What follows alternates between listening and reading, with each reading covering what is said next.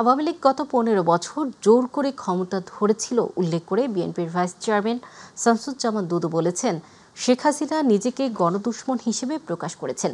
তিনি বলেন, চিহ্নিত গণহত্যাকারীকে ভারত আশ্রয় দেয়া মানে বন্ধুত্বের মুখোশে ফ্যাসিস্টকে আশ্রয় দেয়া।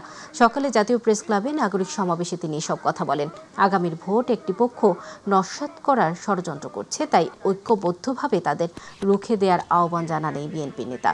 বাংলাদেশের নির্বাচিত সরকারকে যারা ঠেকাতে চাবে, যে নির্বাচিত সরকার জনগণের ভোটের মাধ্যমে বাংলাদেশে ক্ষমতা গ্রহণ করবে, জনগণের হৃদয় সরকার হিসাবে আসবে, সেই সরকার আসতে পারে জনগণের ভোটের মধ্য দিয়ে।